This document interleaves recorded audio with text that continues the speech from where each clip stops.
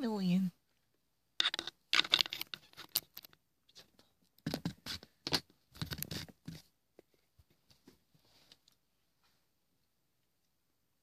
Trump has attacked your closest political ally, Governor Kemp, as hapless. He said he was ashamed to support him. He even invited one of your former rivals to run against him in 2022. Was the president wrong to say that about the governor? And are you concerned his comments could alienate some Republicans in Georgia ahead of the runoffs? So President Donald Trump criticized Republican Governor Brian Kemp, who literally supported you and who actually put you in that position.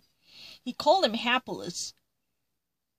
And he said that he regretted once he actually had to support Brian Kemp. He was ashamed of that history.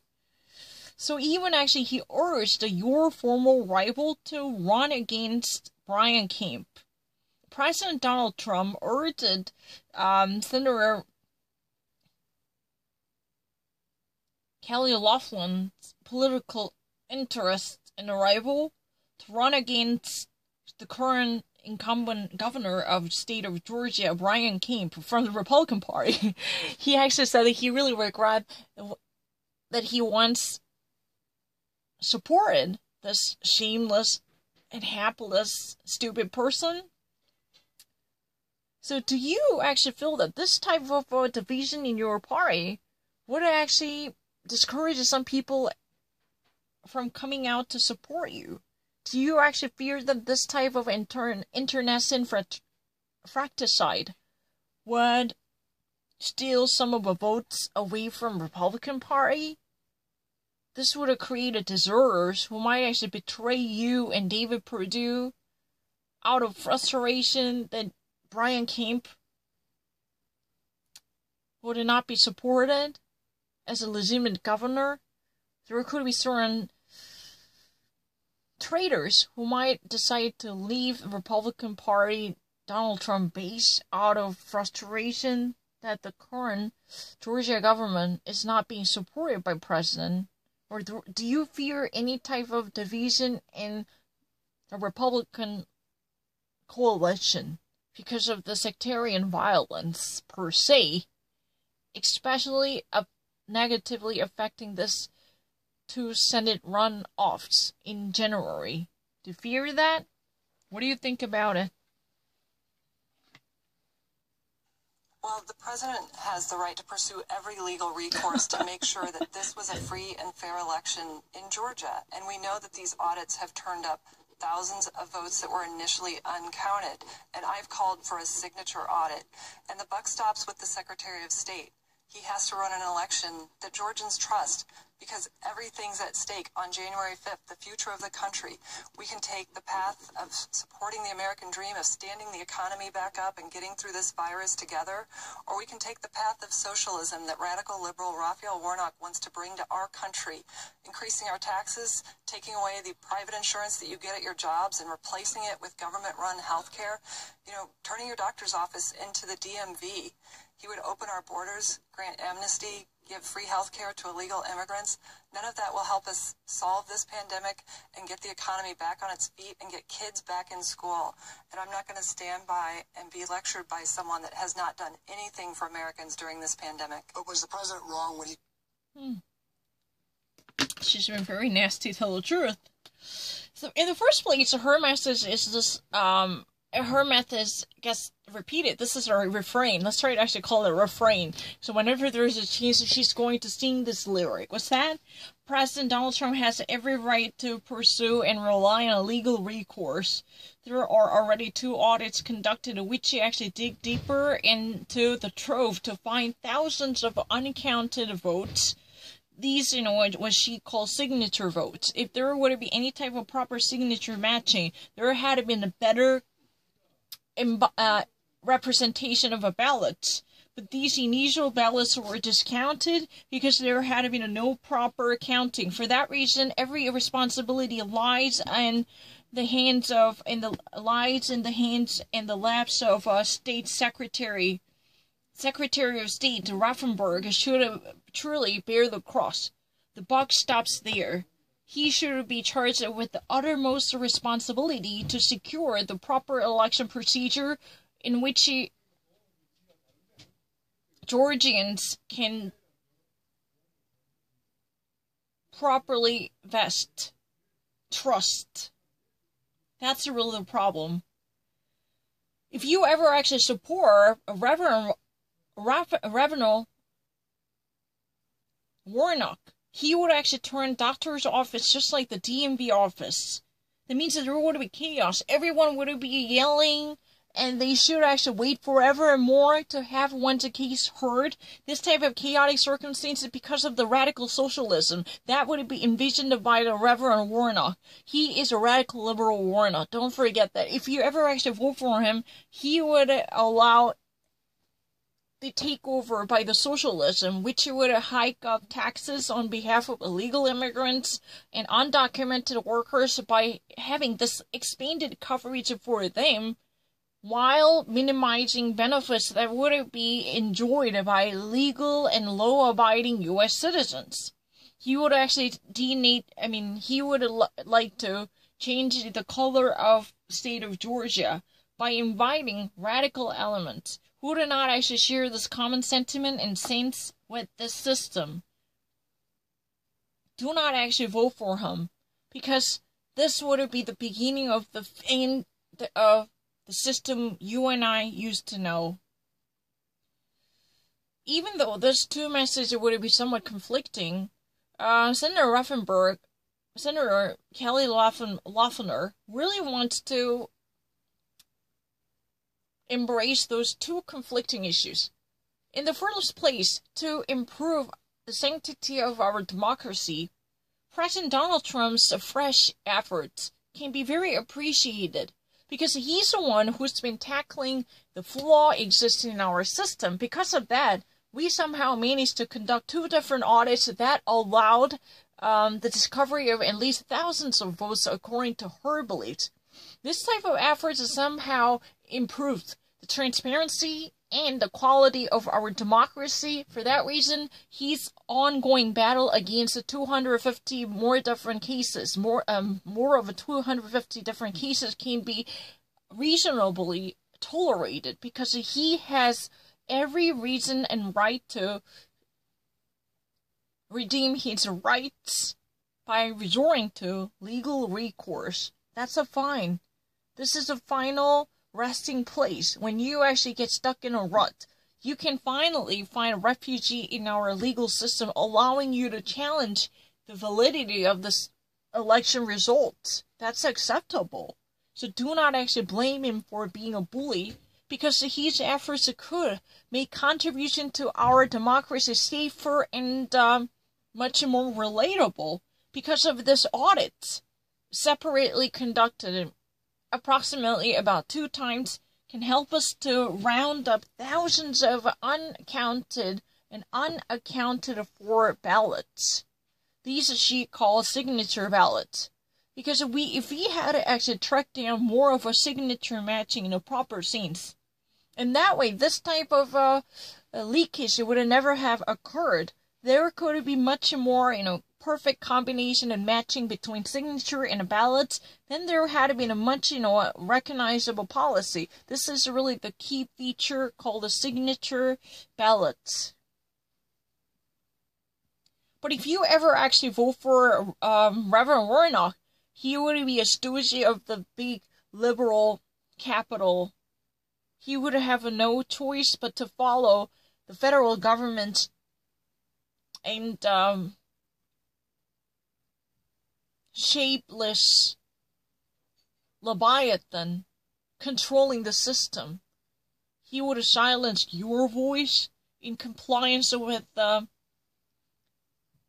shapeless, morphless entity in the big government.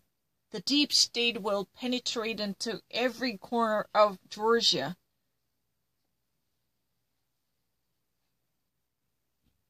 He would like to open up borders to illegal immigrants, because his party constantly expressed their favoritism to have a lenient policy, even embracing illegal immigrants and illegal caravan migrants.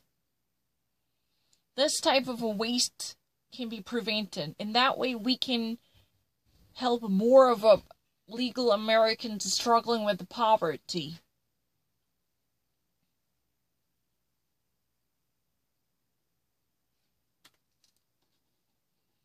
That's really the reason people of Georgia should have come out and vote on January 5th. Because we need to stand by the solidarity of the system. If we ever retract our faith, if we ever actually try to remove and pull off our belief in the system, then this would never regain its confidence. So it would be a foregone conclusion. Before this type of irrevocable damage, we need to fix it.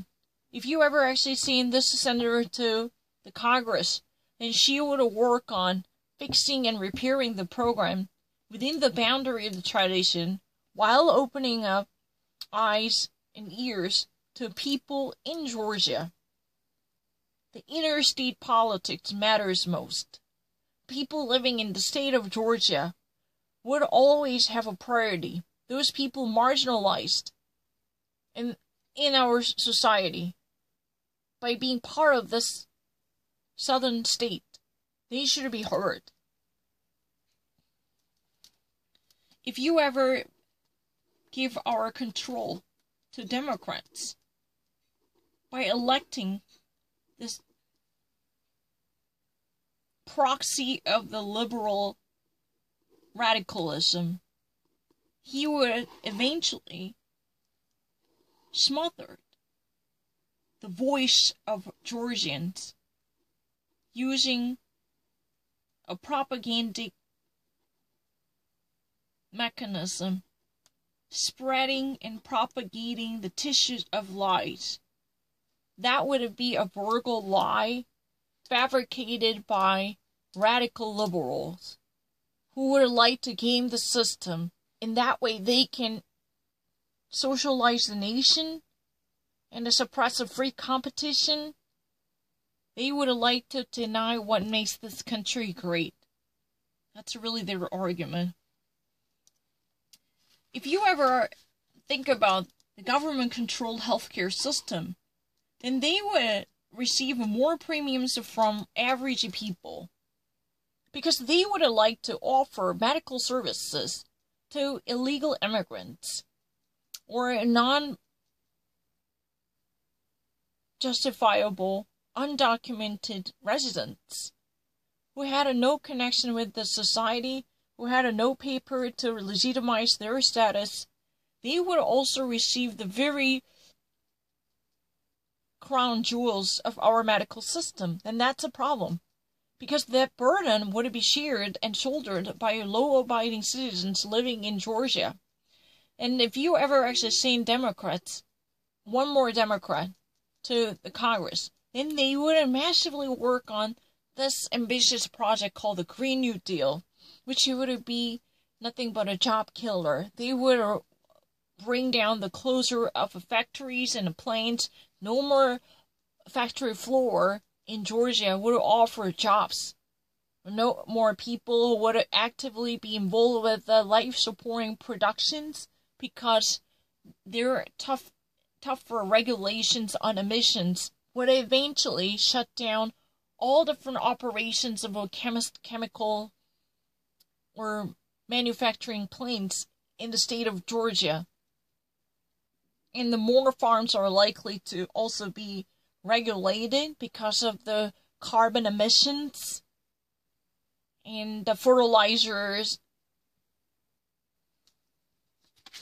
This would make their life much more miserable. In addition to that, their massive project would always create more burden. This would immediately incur $600 more to be shared by all different Georgian households because of this massive hijack of public funding, up to $84,000. That was really the estimated money from the new Green Deal project concerning the state of Georgia. 600 more would be added to each household's tax obligation. That's really what has been estimated per family.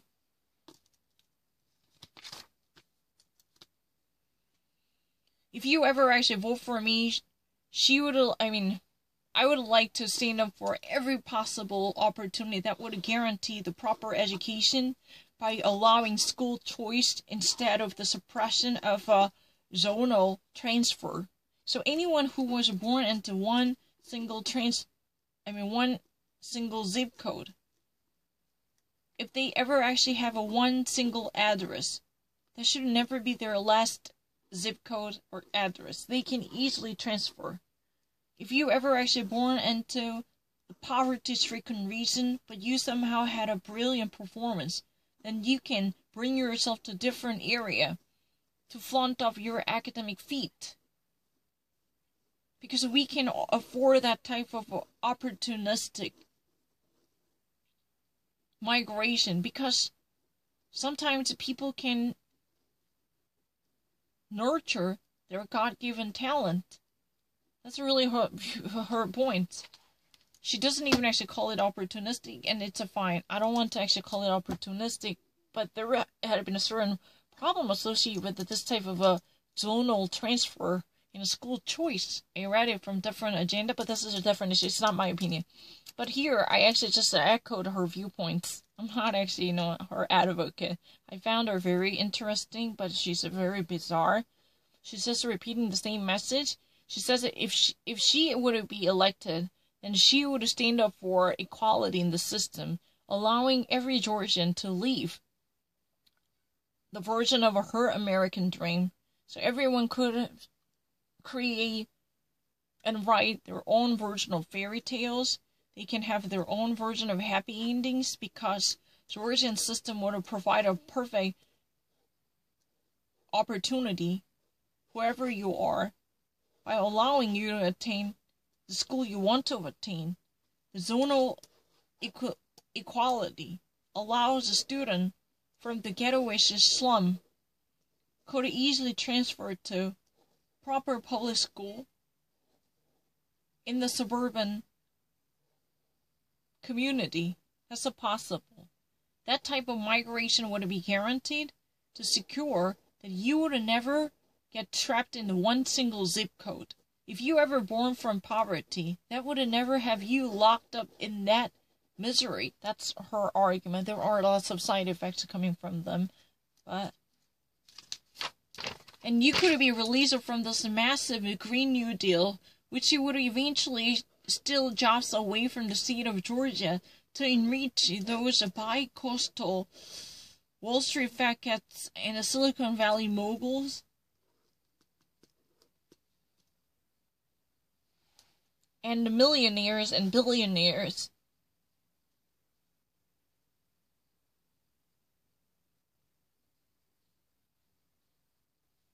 Now, there should be more efforts to reflect the people's mind living in Georgia. No out-of-state politics would sway the public opinion in this state. There should be a better defense strategy to shun out this unwanted, unsolicited interest coming from out of state. Because this is really what radical liberal Raphael Warnock would like to spread. This communicable disease is the toxic gases and vapors coming from Wall Street and Washington, D.C. and Silicon Valley, who would like to take over local-oriented autonomy and the spirit of self-governing based upon the communal interests. So this can be proven negative. We can still gather our thoughts and prayers together to overcome this pandemic crisis. Our collaborative efforts can exercise a supernatural power to sustain and observe shocks. So until the arrival of the vaccines, we can still save and we can hold on to the basis by looking after each other, talking each other into the bed.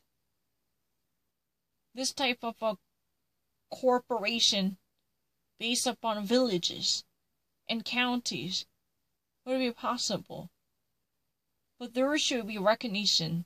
We need to keep our tradition intact. There should be no more invasion that might disparage the cherishing of conventions and the virtues in our society by jeering at what our ancestors stood up for.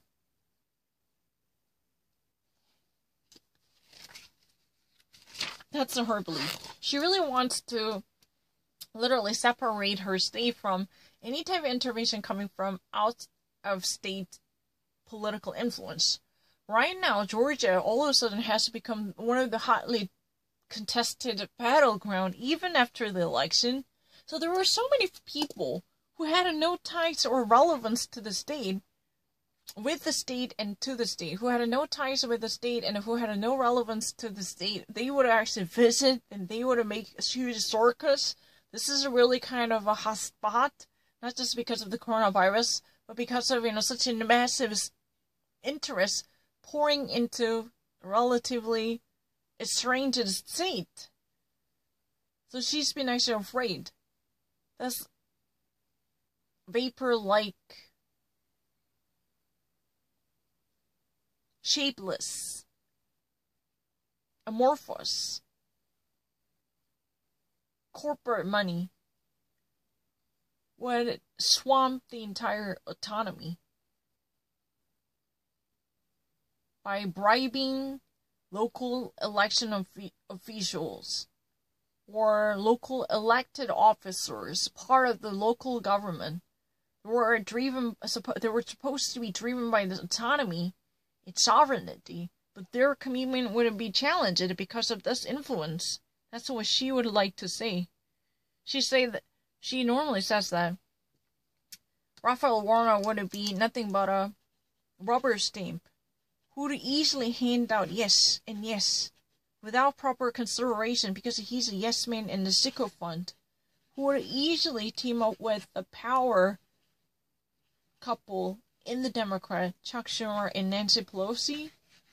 He would never be the backbone who might actually have a gumption to stand up for what's best for Georgia, because she would be silenced in the midst of power dynamics, because there is no place to reserve for him.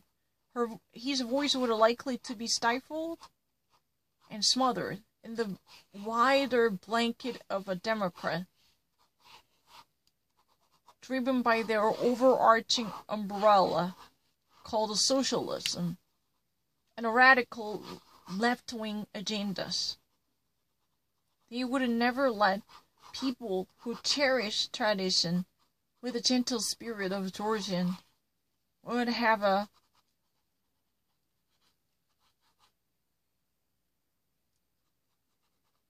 importance in deal-making. We cannot play this dangerous game by leaving something important like our government and our legislation to imagination. This is like Russian roulette, too dangerous. You cannot actually play a game, you cannot gamble when our future generation is equally on the line.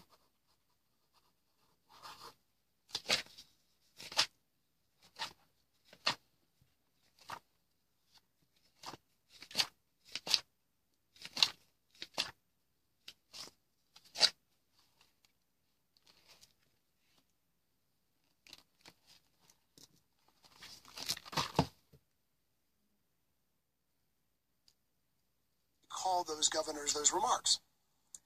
Look, I appreciate the president's support of me, and I appreciate the governor's support of me. They both understand what's at stake in this election.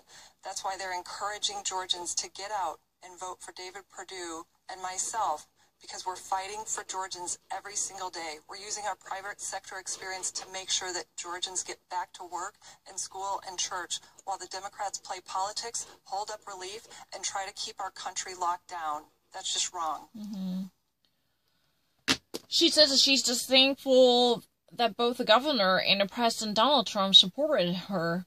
And she's been so grateful for support coming from both the Governor Brian Kemp and President Donald Trump. Both are incumbent and both are from GOP. That's really the reason why people of Georgia on January 5th should come out and cast their ballots, both for David Perdue and Kelly Loeffler, because they are very dedicated to improving the quality of Georgians' life. They actually spend their every day around the clock. They actually put their nose to the grindstone in order to infuse their private sector experience with the public life service. Public service. In search of the better solution to problems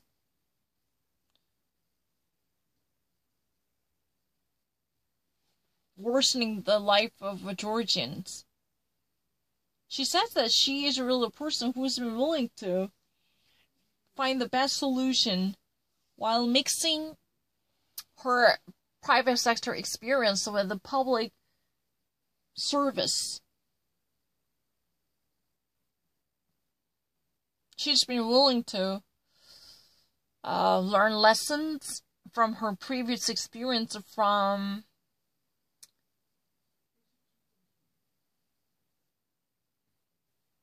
sectors outside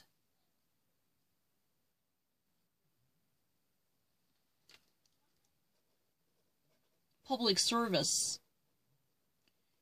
because she has never been part of the government or pro bono or even she has never been a public civil servant, so there has been no deep engagement with the established system. She has never been a governmental agent. She has no history being a public servant. She was not a civic office. She had no deep history of serving the nation. However, if she ever gets elected once more, she would like to take the wisdom from the private sector to actually, have the system improved, while keeping what's best for this people she would like to serve, by sacrificing her personal interest, because she knows how to prioritize what's been so important for this nation.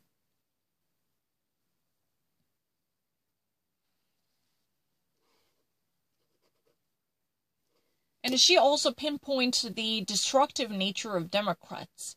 She already, throughout the legislative period, voted twice for a stimulus package bill.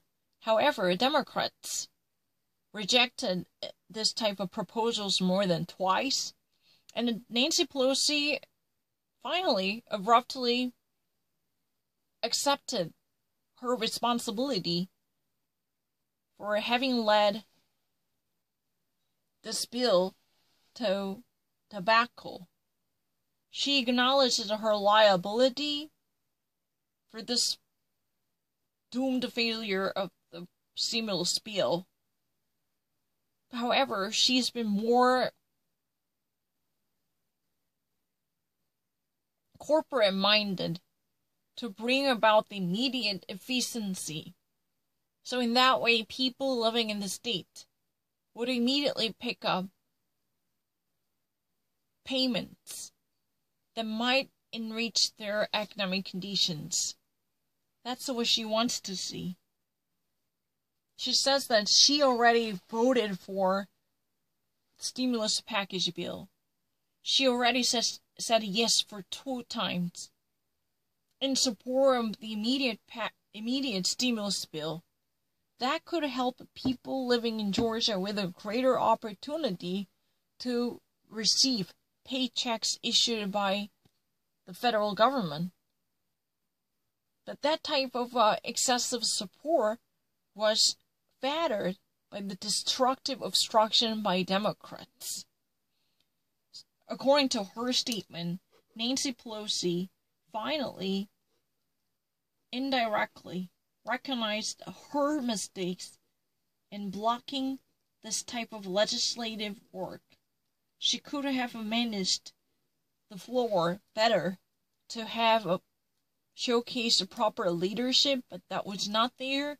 That eventually led this bill to face its own demise. But she's been very willing to cooperate with her colleagues in the Senate if she ever gets elected. So Loeffler demonstrates her willingness.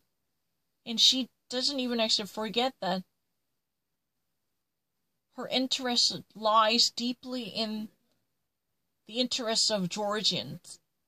It's not about corporate finance, or it's not about campaign donations or campaign finance. She's been only driven by the people's welfare. That's really the reason she would like to fight off deeply rooted, deep-pocketed sponsors from outside the state of Georgia, especially coming from New York and California. She would have never let them camouflage their identity to infiltrate into local politics, to deceive people's choice and a fool public opinion in the state, so they could have a better position in policy making. This type of centralized infiltration aimed by radical liberal Raphael Warnock would be avoidable if and only if he increased voter turnout to support not just me, not just Kelly Loeffler, that's what she said, not me, but Reverend Raphael Warnock. Well, Raphael Warnock is a very healthy person. He would actually never say this type of disgusting fallacy, per se. It's a little bit disgusting. I don't like her, but she's very funny. She's really scary. Lisa? Senator Loeffler, expounding on that last question, again, President Trump criticized... Oh my gosh, again, President Donald Trump criticizes, or can you actually wait for me? President Donald Trump again criticizes what?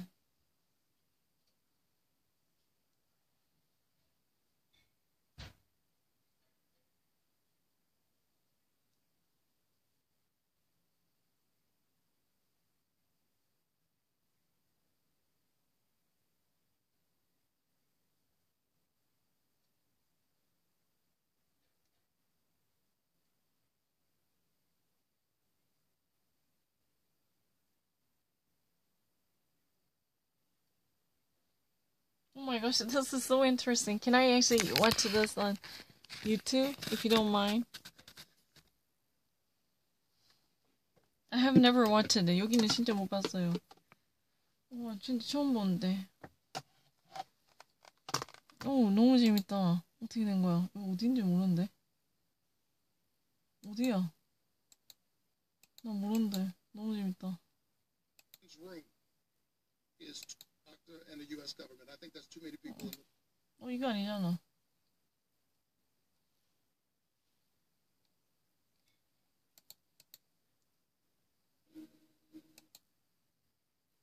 Know that our current criminal justice system. 어딘지 모르겠는데. 여기서 보다가 여기 어딘지 몰라. Justice Ginsburg herself. What I think. Working Georgians. Is the way to lift private sector experience. 여기 했다. 여기 했다. Private sector experience 했다. 엄마 공부하는 순간 있었어? 찬바람 불 때 핫초코 밑에 작은 크기의 풍부한 맛이 가득 킹덤 a little alive. He lies as you vie to represent the state of... Again, President Trump criticized your governor, Governor Brian Kemp. Again, President Donald Trump criticized your governor, Brian Kemp, from the same party.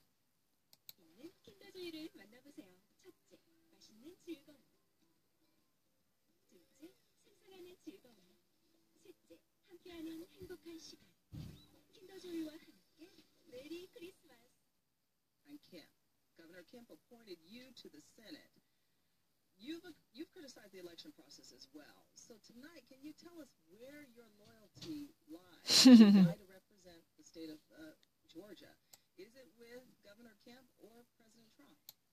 So she also criticized multiple times about the election procedure orchestrated by the state secretary of state, who's been also overviewed by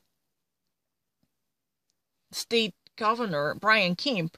It's really like indirect insult at Brian Kemp's leadership if there is a problem associated with the election trustworthiness. So if there is such a thing as a political loyalty, where does your loyalty lie? Because the President Donald Trump again criticized Brian Kemp, and the Brian Kemp is really the person who actually put you in the Senate. He appointed you to replace this retiring Senator Isaacson. So he was really the person who made you to serve in the U.S. Senate. But you also never hesitated to sound off a criticism against very distrustful handling of election, targeting the current Brian Kemp's office. So where does your loyalty lie or stand by? Which side? I mean, who do you respect more, or to whom your loyalty lies? Lisa, my loyalties are with Georgia. I had a calling to public service to serve the people of Georgia. Look, I have lived the American dream. I want to make sure every Georgian can do that. From working on a farm, from waitressing, being the first in my family to graduate from college, I know that free enterprise is the way to lift everyone up. Not socialism, not high taxes, not big government, not open borders, not the chaos of defunding the police that the left wants, not the lockdowns. I'm making sure that Georgians know what's at stake on January 5th.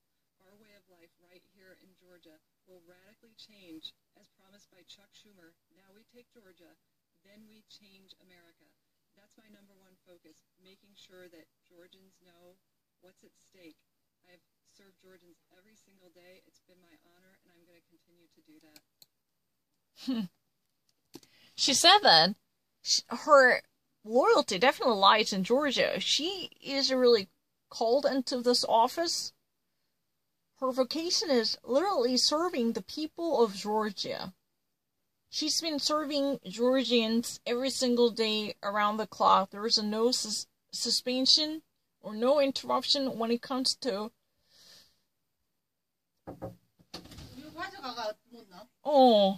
이게 끝이에요? 많이 있는 줄 알았는데. 아이씨. 어떡해, 망했다. 저번에 4개 있는 거 봤는데. 있어. 여기 있다. In the four of people, I mean, not really four of. She wants to, present herself as a servant whose loyalty lies in the people of Georgia who voted for her. Tell the truth, she never experienced any type of election, but if she were to be honored to be selected by the people of Georgia for the first time, then she would continue her sacrifice to represent the interests of Georgians. That's what she said. It's not about the high-ranking members in her party or the president, because her primary priority is literally echoing the interests of Georgians. If there are any voters who might actually cast this chances off by not voting for her, then there would be consequences. It's not threatening menace, but the actual ramifications could be very alarming, because the Democrats really wants to socialize this society. But in reverse, she wants to let every American live American dream she has to experience. She has somehow gotten herself experienced.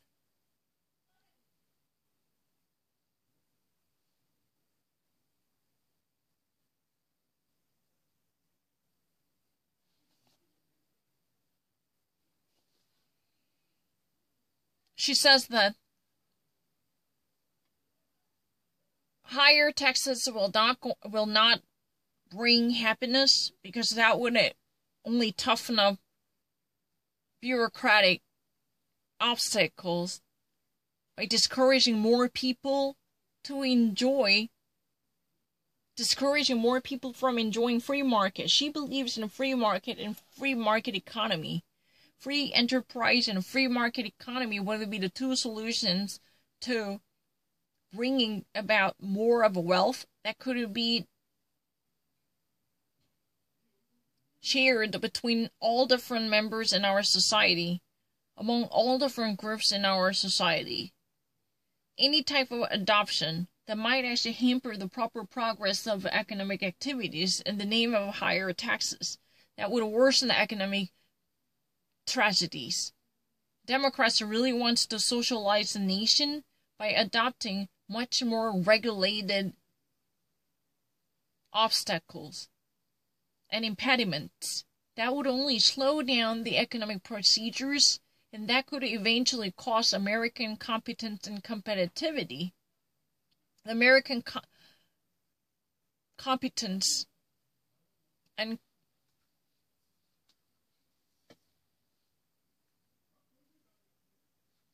efficacy would eventually be sacrificed unless there is monitoring efforts to crack down on the fervent adoption of regulation.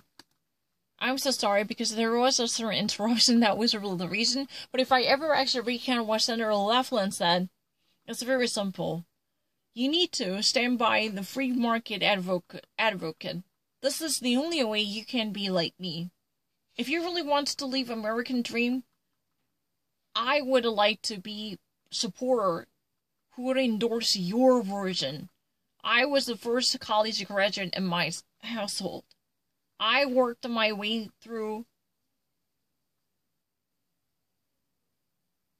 principle of diligence. I part-timed as waiter to pay myself from high school to college. I learned how to keep time cards even as an 11-year-old. I was born on the farm. I was raised in the fields. I work in the fields.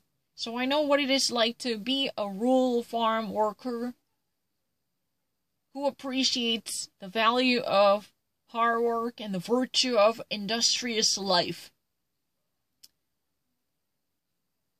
This type of spirit would never be broken in the face of a socialistic invasion, wants to take over individual economic freedom. The deep government shall not rob us of opportunities by limiting our choices of health care or asking us to purchase one available option in the market as the only solution to all different competent choices in the market. In that way, America's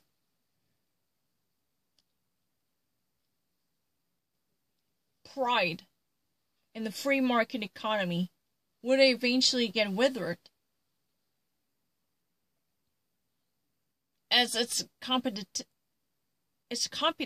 and confidence in the free market economy would eventually be hollow with more of regulations and higher taxes that would implant more minds in the system. Because the American economy eventually loses competitiveness in comparison with other rivals, that would bring more of a burden to American economy. then more jobs would be removed and transported out of the United States. Then there will be the vicious cycle. Then this type of radical socialization should be stopped, because the Reverend Warnock really wants to siphon off money from wealthy to the poor. However, this type of a transfer of wealth would not secure the creation of a value by productively helping people to get better, because this would bring another disaster by distributing wealth in a very dangerously. That would jeopardize people's incentivized and motivations to work further, and that would eventually create a rundown economy expected from Cuba. That's really the reason we should never vote for him, who might actually hang out with or had a history with the Fidel Castro, who wants to subscribe to his radical socialistic anarchism. This type of a dangerous idea should have no place in our society. And Kelly Rufflin refuses to listen to any type of sermon by this type of a dangerous thinker who would like to deny the tradition and establishment of the United States, who would like to expand this healthcare coverage in the midst of the pandemic crisis to help undocumented workers and illegal aliens who would bear no pennyworth of burden in our economic system, who made no real contribution to our taxation, and that would only worsen and deepen our economic sorrows if any type of debts would eventually burden and haunt the very progress of American society. She would like to bring more of a competition in the society, so through that type of free market principles, more and more